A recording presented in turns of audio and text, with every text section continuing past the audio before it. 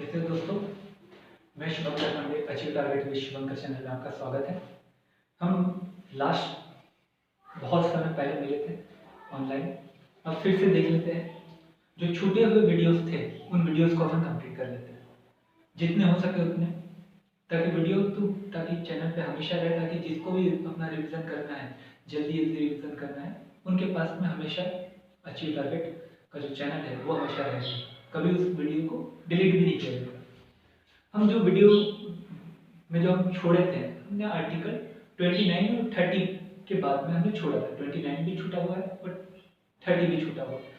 आप देखिएगा पॉलिटी के लेक्चरों में, तो आर्टिकल ये छूटे हुए हैं, हम उनके लिए थोड़ा सा आगे से वीडियो बना देंगे आपके लिए। आज हम देख लेते हैं आर्टिकल 32। आर्टिकल 32 जो राज्य व्यवस्था में मौलिक अधिकार के अंतर्गत आता है। आर्टिकल 32 जो है, जो राज्य व्यवस्था में मौलिक अधिकार के अंतर्गत आता है, उसका जो सीधा सीधा जो कहना है वो है कि संवैधानिक उपचारों का अधिकार, ये एक फंडामेंटल राइट है और इसमें 4 प्रकार की बातें कह दी गई है। बच्चा क्या करता है, ये रिट पढ़ लेता है, उसको लगता है ये रिट ही आर्टिकल 32 में कहेगी। ना ना ना, ये तो आर्टिकल 32 के 2 में एक छोटी सी बात है, इसके अलावा भी 3 बातें हैं जो आर्टिकल 32 में कहेगी। आर्टिकल 32 का जो एक है, मैं बात तो ज्यादा लिखने के इसमें ना पढ़ता हूँ ताकि आपको समझाने में ज्यादा समझ आए।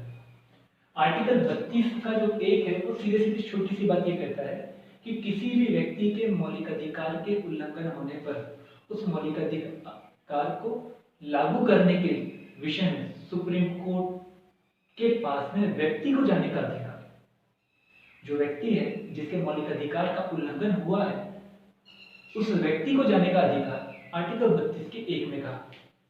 क्लियर हो रही है इतनी बात? आर्टिकल 32 का जो 2 है वो कहता है सुप्रीम कोर्ट को रिट जारी करने का अधिकार। अब रिट जारी करने का अधिकार का मतलब यह है कि सुप्रीम कोर्ट को किसी भी व्यक्ति के यदि मौलिक अधिकार का उल्लंघन हुआ है और उसने आर्टिकल 32 के 1 के तहत सुप्रीम कोर्ट पहुंचा है, तो सुप्रीम कोर्ट उसके ऊपर कार्रवाई करेगा और कार्रवाई करने के दौरान रिट जारी करेगा आर्टिकल 32 के 2 के तहत। बात समझ में? अब ये जो रिट है, ये रिट सुप्रीम कोर्ट को कई प्रकार से जारी करने के अधिकार में। ये रिट 5 प्रकार की बताई गई है। 5 प्रकार की रिटों में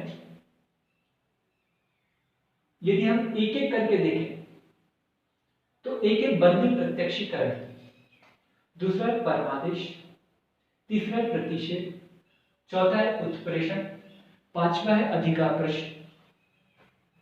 सुप्रीम कोर्ट को ये रिट जारी करने का अधिकार है। ऐसा ही आर्टिकल 226 के तहत हाई कोर्ट को भी। इसी बात को लेकर मैं आगे ये रिट को मैं एक एक करके समझाऊंगा, पहले इसको आप देख लीजिए। तो ये 5 प्रकार की रिट जारी करने का अधिकार आर्टिकल 32 के तहत सुप्रीम कोर्ट को है। ऐसा ही आर्टिकल 32 का 3, संसद को रिट का अधिकार, अर्थात यहां मैंने छोटे से शब्दों में लिखा है, संसद को रिट देने का अधिकार है बिना किसी पूर्वाग्रह के साथ, बिना किसी शक्ति को कम किए, सुप्रीम कोर्ट और हाई कोर्ट की शक्ति को कम किए अन्य कोर्टों को रिट जारी करने के अधिकार देने की शक्ति है किसे? संसद को। शब्द याद रखिएगा, पार्लियामेंट को है, संसद को है, विधानसभा को नहीं है। यहाँ पर प्रश्न आ सकता है, बातों को ध्यान में रखिए। बिना किसी पूर्वाग्रह के सुप्रीम कोर्ट और हाई कोर्ट की शक्ति को कम किए बिना संसद को यह अधिकार।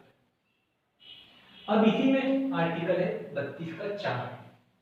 32 का 4 और छोटी सी बात कहता है कि रिट का निलंबन, समाप्त नहीं होना, निलंबित हो जाना, कुछ समय के लिए छुप जाना, सूर्यास्त हो जाना, ये तब होता है जब हमारे देश में आपातकाल लगा हो। आपातकाल के विषय में मैं थोड़ी सी चर्चा करूंगा यहाँ पर, छोटे से विषय में आप समझ लीजिए। आपातकाल के विषय में हमारे कॉन्स्टिट्यूशन का भाग नंबर है 1 है 18 और आर्टिकल ये चलता है आर्टिकल 352 से लेकर 360 तक के, और इसमें 3 प्रकार के आपातकाल की चर्चा की गई।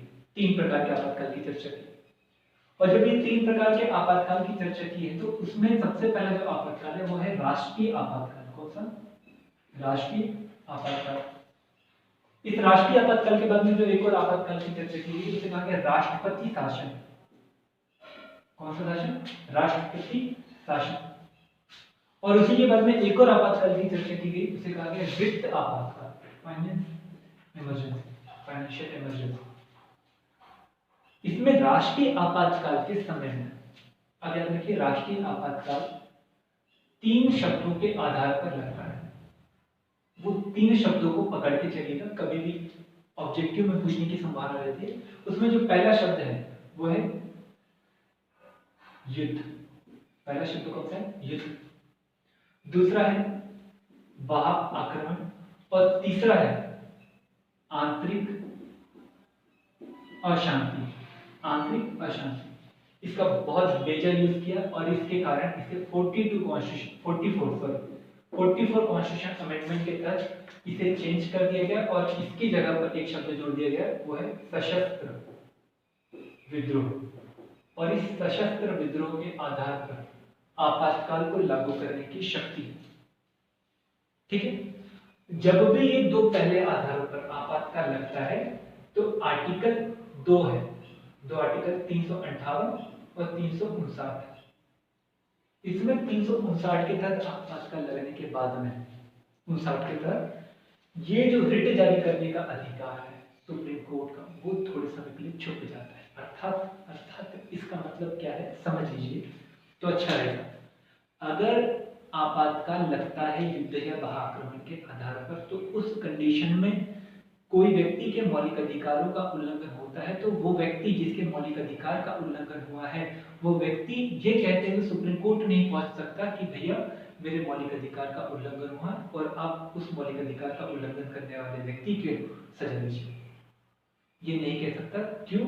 क्योंकि इस समय में आपातकाल है। दूसरी बात एक और याद रखिएगा, आपातकाल हट गया, मान के चलिए आज की डेट अगर आप लेकर चलिए, आज है 9 तारीख, 9 तारीख को आपातकाल लगा और 9 से लेकर 19 तक के आपातकाल लगा। इस दौरान चिंटू करके एक लड़का था और चुलिया करके एक दूसरा मिंटू करके एक और लड़का था।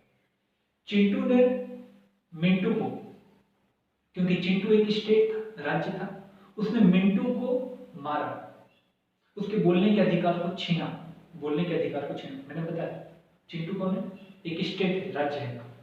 तो इस कंडीशन में, क्योंकि यहां पर कहा गया है कि बोलने के अधिकार को आपातकाल के समय में रख लिया जा सकता है, छुपा लिया जा सकता है, बोलने से मना किया जा सकता है, पत्राचार वगैरह पर आपके ऊपर प्रतिबंध लगाया जा सकता है। तो उस कंडीशन में, बात को थोड़ा सा याद रखिए, उस कंडीशन में अगर मिंटू सुप्रीम कोर्ट के पास जाता है तो सुप्रीम कोर्ट ये कहते हुए मना कर देगा पत्रकार व्यक्ति को कि भैया इस समय में आर्टिकल 32 छुपा हुआ है।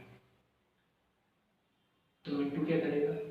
19 तारीख का वेट करेगा और 20 तारीख को सुप्रीम कोर्ट सुबह सुबह पहुंचेगा। वो बोलेगा कि साहब 15 तारीख को मुझे बोलने से मना करा था, तो अब इसके ऊपर कार्रवाई करो। सुप्रीम कोर्ट बोलेगा नहीं, उस समय की घटना पर भी कार्रवाई नहीं करेगा सुप्रीम कोर्ट। इस बात को भी याद रखिएगा, याद रखेंगे। जब इस बात को याद रखें तो ये मोटी मोटी बातें थी आर्टिकल 32 को लेकर। अगर ये आर्टिकल 32 को लेकर ये मोटी मोटी बातें क्लियर हो गई तो अब हम थोड़ी सी बातें देख लेते हैं। वो बातें हमारी कौन सी? वो आर्टिकल 32 के 2 के तहत जो रिट जारी करने का अधिकार है सुप्रीम कोर्ट को, अब याद रखिएगा हाई कोर्ट को भी है आर्टिकल 226 के तहत। तो सुप्रीम कोर्ट को जो रिट जारी करने का अधिकार है, उस रिट में 5 प्रकार की रिट अभी है सुप्रीम कोर्ट के पास और हाई कोर्ट के पास। ये 5 प्रकार की रिटों में एक है बंदी प्रत्यक्षीकरण। सिंपल सी है, नाम याद रख लीजिएगा और बहुत सिंपल रिट है। बंदी प्रत्यक्षीकरण का मतलब है कि जो बंदी व्यक्ति है उस बंदी व्यक्ति को सुप्रीम कोर्ट के सामने प्रस्तुत करें। मतलब ये रिट इसलिए दी गई ताकि किसी भी व्यक्ति को इलीगल तरीके से गिरफ्तार ना किया गया, और अगर किसी व्यक्ति को गिरफ्तार किया गया तो इस संबंध में गिरफ्तार करने वाला व्यक्ति या उसके बिहाफ में कोई अन्य व्यक्ति, उसका परिजन या फिर कोई व्यक्ति, वो हाई कोर्ट या सुप्रीम कोर्ट जा सकता है। अगर सुप्रीम कोर्ट जाता है आर्टिकल 32 के तहत, तो सुप्रीम कोर्ट एक रिट जारी करेगा, एक आदेश जारी करेगा, वो रहेगा बंदी प्रत्यक्षीकरण। अब याद रखिएगा ये हर प्रकार की गिरफ्तारी के लिए नहीं है। अगर किसी ने कानून का उल्लंघन किया है और कानून का उल्लंघन करके अगर वो वहां पर पहुंचा है तो इस संबंध में सुप्रीम कोर्ट रिट जारी नहीं करेगा। याद रखेंगे, अगर किसी को न्यायिक हिरासत में रखा गया है और कोई व्यक्ति पहुंचता है सुप्रीम कोर्ट, तो इस संबंध में भी जारी नहीं कर सकता कौन? सुप्रीम कोर्ट रिट जारी नहीं कर सकता। बात याद रखेंगे। आर्टिकल 32 के 2 की जो दूसरी रिट है वो परमादेश। परमादेश परम आदेश, हम आदेश देते हैं, हम आदेश ये देते कि ये करो, आदेश देना कि ये करो। ये रिट जारी करने का अधिकार सुप्रीम कोर्ट को भी या हाई कोर्ट को भी है। और सुप्रीम कोर्ट जो रिट जारी कर रहा है यहाँ पर, वह न्यायिक व्यक्ति को भी जारी कर रहा है, अर्धन्यायिक व्यक्ति को भी जारी कर रहा है, सिविल लोगों को भी जारी कर रहा है कि आप ऐसा करिए। आप पद पर बैठे हो तो आपको ऐसा करना पड़ेगा। तो इस संबंध में वो केवल हाई कोर्ट को या अधीनस्थ कोर्ट को ये नहीं करेगा, वह कोई डिपार्टमेंट में अगर कोई काम करने वाला व्यक्ति है तो उसको भी जारी कर सकता है। याद रखेंगे बात को, क्लियर है? पक्का कोई दिक्कत नहीं? चलिए, इसका बेजा इसका यूज होते रहता है, आपको समय समय पर दिखते रहेगा। प्रतिषेध, प्रतिषेध और उत्प्रेषण को एक सिंपल से तरीके से हम सीख सकते हैं। सिंपल से तरीके से का मतलब ये है कि ये मान के चलिए एक ब्रिज है, ये एक व्यक्ति है और इस व्यक्ति और ये नीचे पानी है। ये ब्रिज पर खड़ा है, कूदा नहीं है। प्रतिषेध, ब्रिज पर खड़ा है, देखा देखा और जंप लगा दिया, तो वो है उत्प्रेषण। कूद गया, उत्प्रेषण। कूदा नहीं है, प्रतिषेध। ये जो रिट जारी होती है, दूसरी शब्द याद रखिएगा, ये रिट जारी होती है केवल न्यायालय को, न्यायालय को ही जारी होती है, अधीनस्थ न्यायालय को जारी होती है, नीचे के सबऑर्डिनेट्स जो न्यायालय रहते हैं उन्हें जारी होगी। ये बात याद रखिए। ये तब जारी की जाती है प्रतिषेध जब कोई अधीनस्थ न्यायालय अपने कार्यक्षेत्र से बाहर जाकर कार्य करने की चेष्टा करता है और करने वाला ही होता है, परंतु उसके पहले ही जो हायर कोर्ट है उसे कार्य करने से रोकती है, उस समय में रिट को जारी कर दिया है। कोई दिक्कत है? नहीं। उत्प्रेषण का मतलब यह है कि अधीनस्थ कोर्ट के द्वारा अपने कार्यक्षेत्र के बाहर जाकर न्याय करा, और न्याय करने के बाद में जो न्याय करा वो भी एक खराब प्रकृति का है, खराब तरीके का है। उस संबंध में वो जो रिट जारी करेगा कि आपने जो सजा दी है वो सजा उस गुनाह के अनुसार नहीं है, बल्कि मनमाफिक है। मतलब आपने अधिकार क्षेत्र से बाहर जाकर तो काम किया ही, साथ में आपने जो सजा का प्रावधान किया और जो सजा दी, सजा का जो प्रावधान था और आपने जो सजा दी है, दोनों में बहुत बड़ा अंतर है। तो मतलब आपकी जो कानून की जो प्रकृति है, आपके द्वारा जो कानून के तहत जो न्याय दिया गया है वो खराब किस्म का है। तो उस समय में जो रिट जारी की जाती है वो कौन सी है? उत्प्रेषण। इसके बाद में एक और रिट है, उसे कहते हैं अधिकार प्रश्न। ये प्राय अधिकारियों को जारी की जाती है, तब जारी की जाती है जब उनसे उनका पदनाम पूछा जाता है कि आप इस जगह पर बैठे हो तो बैठे क्यों हो, इस बात को जारी करना, पता करने के लिए कि आप इस पद पर बैठे हो तो क्यों बैठे हो। तो इस संबंध में जो रिट जारी की जाती है वो है अधिकार प्रश्न। आपको अगर ये पांचों रिट समझ में आ गई तो कोई दिक्कत है क्या? पक्का कोई दिक्कत नहीं।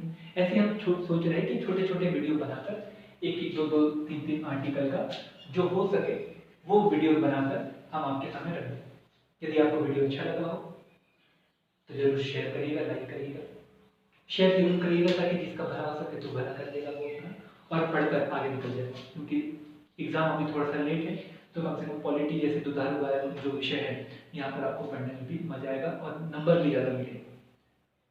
तो अगर आपको ये वीडियो समझ में आया हो तो जरूर से लाइक करिएगा, शेयर करिएगा और चैनल को सब्सक्राइब करिएगा। Thank you.